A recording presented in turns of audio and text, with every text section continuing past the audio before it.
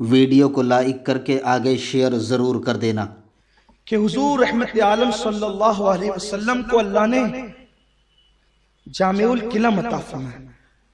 تھوڑے سے الفاظ ہیں اور اس کے معنی بہت ہیں.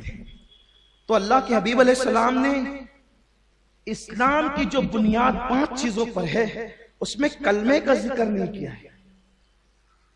اس میں کلمے کا ذکر حضور کہہ دیتے کلمہ تو الفاظ شارٹ ہو جاتے لیکن حضور نے اس کو شارٹ نہیں کیا.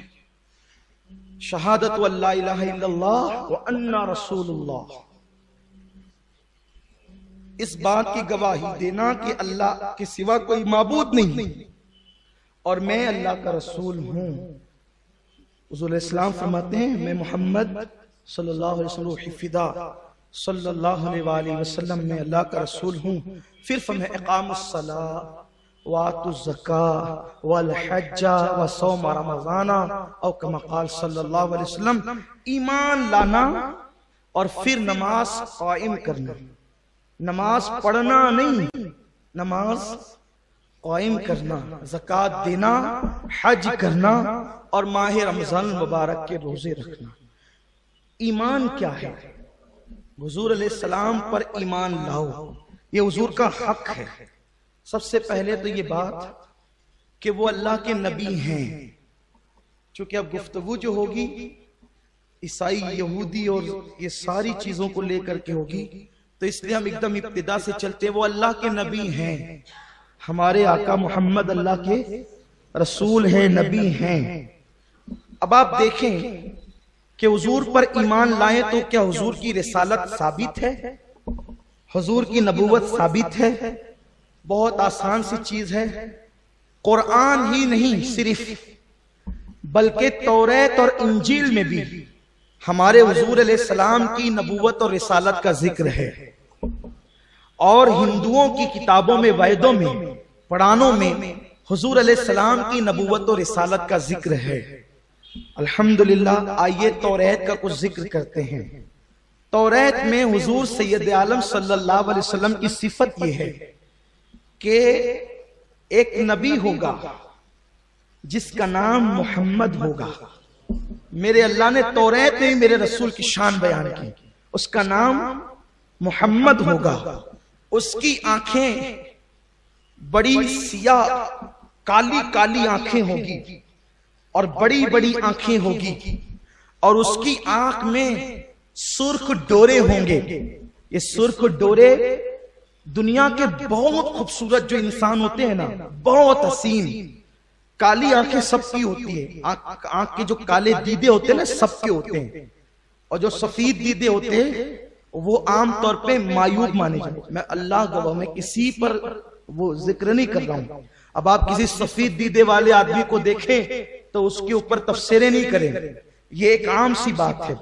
سفید دیدے والا آدمی عام طور پہ سخت دل ہوتا ہے، اس کے دل میں لوگوں کے لیے عام طور پہ محبت نہیں ہوتی. یہ 90%، 99% لوگ کا ہے. کوئی 1% اللہ والا سفید دیدے کا آدمی ہو کر بھی اگر نیک ہو تو بات الگ ہے.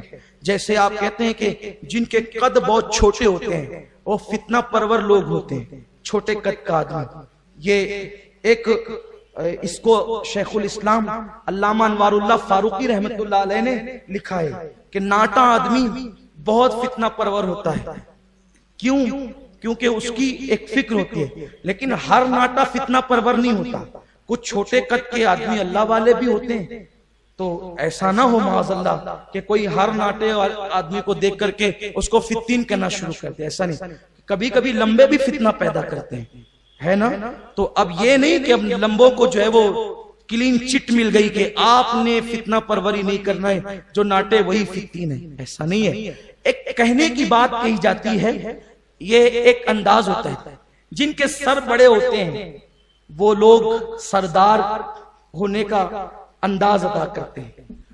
اسی طرح جن کے اوپر کے ہونٹ بہت پتلے اور نیچے کے ہونٹ اونٹوں کی طرح موٹے لٹکتے ہوتے ہیں، وہ خود پسند ہوتے ہیں. اپنے آپ کو کسی سے اچھا، اپنے آپ سے کسی کو اچھا سمجھتے نہیں. یہ گفتگو علماء نے کی ہے، لیکن عام طور پر ایسا ہوتا ہے کہ اکثر ایسے ہوتے ہیں، لیکن اگر کوئی ایک دو اچھے نکل جائیں، جیسے کوفہ میں سارے بے وفا تو نہیں ہیں، کوفہ میں ہمارے امام اعظم ابو حنیفہ بھی ہیں، کوفہ میں ہمارے آقا امام علی مرتضیٰ بھی ہے، تو اس کا یہ مطلب نہیں کہ کوفہ سارا ہی بے وفا ہے، اور اس کا یہ مطلب نہیں کہ مدینہ منورہ سارا ہی وفادار ہے۔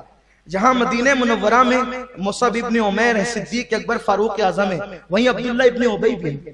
شہر مدینہ کا ذرہ ذرہ ہمارے لیے سر کا تاج ہے، لیکن جب مدینہ منورہ میں بے وفا پیدا ہو سکتے ہیں تو وفادار کی اکثریت ہے لیکن بے وفا بھی ہیں، تو کوفہ میں بے وفاؤں کی اکثریت ہے لیکن ہانی بھی تو ہے وہاں، قاضی شریح بھی تو ہے وہاں، ہے نا، یہ لوگ بھی تو ہیں وہاں پر، دلہن چھوڑ کر امام پر جان قربان کرنے والا بھی تو کوفی ہے، تو یہ سب چیزیں ہوتی ہیں، تو ہم ہر چیز کسی پہ لاد نہیں سکتے، تو بات دور نکلتی ہے۔ عرض یہ کر رہا تھا کہ جو کالی آنکھیں تو سب کی ہوتی ہے، آنکھ کا جو دیدہ کالا ہوتا ہے نا، تو یہ قدرتی طور پر بہت حسن ہے، لیکن جو اس کے بعد کا جو سفید حصہ ہوتا ہے وہ عام طور پہ سب کا سفید ہوتا ہے، لیکن حضور علیہ السلام کی نعت توریت میں یہ تھی کہ ان کی آنکھوں میں سرخ ڈورے ہوں گے۔ آپ نے کبھی نہیں دیکھا ہوگا اس آنکھ والا آدمی، اگر آپ کو دیکھنا ہے تو جب آپ نیند سے اٹھتے ہیں اس وقت آپ کی آنکھوں میں ہلکی سی لالی ہوتی ہے، ہلکی سی لالی، بیماری کی بنیاد پر نہیں، وہ نیند کی وجہ سے آتی ہے، تو اس وقت آنکھ بڑی حسین لگتی ہے، دل یہ چاہتا ہے کہ ہم اپنی آنکھ پر خود فدا ہو جائیں، اس وقت کا حال یہ ہوتا ہے۔ لیکن حضور سید عالم علیہ الصلوۃ والتسلیم کی آنکھوں میں ہمیشہ سرخ ڈورے تھے، اسی لئے کسی شاعر نے کہا ہے کہ ہمارے نبی کی آنکھ اس طرح گلابی ہے، ہمارے نبی، وہ شعر مجھے یاد نہیں آتا، ہمارے نبی کی آنکھ اس طرح گلابی ہے کہ یوں لگتا ہے کہ جیسے سیاہ کپڑے پر یا سفید کپڑے پر کسی نے گلابی رنگ کا گلاب رکھ دیا ہو۔ ویڈیو اگر اچھا لگا ہو تو لائک کر کے آگے شیئر ضرور کر دینا۔